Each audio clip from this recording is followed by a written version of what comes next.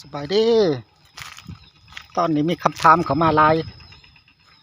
เกิดยังขึ้นอยู่ภูผาม่อนบ่อแก้วสายขาวหูบ่อว่าสันโอ้ยกับหูซ้ำพวกสหายหูหันละ เฮาแนะนำอย่างหนึ่งเด้อท่านพวกเจ้าจะคู่เกี่ยวกับเรื่อง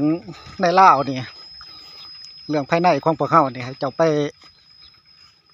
ฟังพวกป่าข้างบ้านเขาเว้าพวกป่าข้างบ้านนี่ปู้มันจะใจแงกละเอียด เกิดเหตุเท่านั้นโมง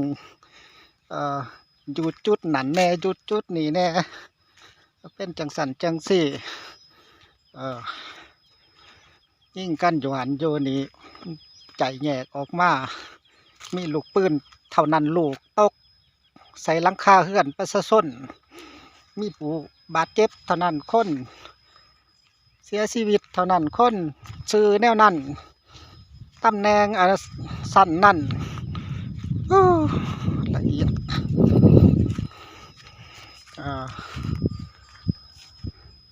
ผมมันจะบอกว่ามีหมดแดงไฟถือเหยียบใต้เท่านั้นโต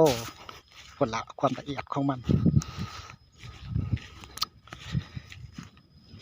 แต่ว่าเบิ่งข่าวเบื้องภายในเฮาก็มีอยู่ได้ข่าวเป็นบ่มีเด้ข่าวใหม่ข่าวยังหูบ่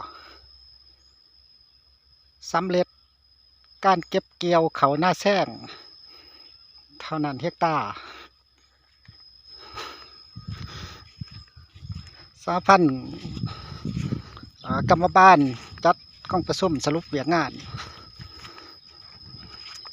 องค์การจัดตั้งสาวหนุ่มหับสมาชิกใหม่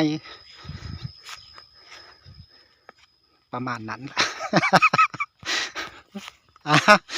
เป็นยังเบากันเนาะเนาะประมาณก็จะสิไปแตกตื่นไรเด้อมันกับปวนไปจังสันละมันปวนกันเสื่อๆดอกมันบ่ได้ยิ่งใหญ่อลังการไปเกินนั้นดอกก่อนที่มันจะเฮ็ดอีหยังที่มันนักๆไปเกินนั้นมันต้องมีองค์กรเบื้องหน้าเบื้องหลังที่หน้าแหนนกล้าเกี่ยมกันมาอย่างใหญ่โตพอสมควรแต่ว่าในระดับนี่มันพวกมาเคมาคาอีกหน่อยดอกมียังดอกมันเงียบเกินไปมันเงาที่บ่มันสงบเกินไป มันเงามันบ่มีเวียกเฮ็ดพวกเนี่ยก็แสดงความเสียใจนำภาคส่วนที่สูญเสียญาติพี่น้องครอบครัวคนลาวเฮานี่มีดีอย่างหนึ่งเด้อคันมีเหตุการณ์ยังเกิดขึ้นนี่ความจิตใจศาสตร์นี่จะตื่นตัวสูงจะมีคนออกมาแสดง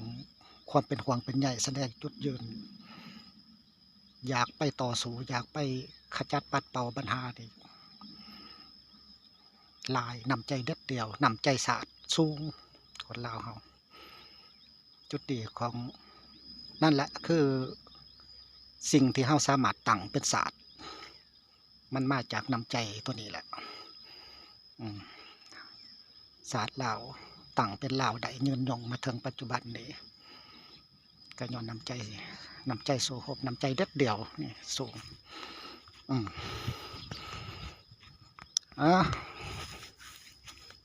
สามนั่นแหละ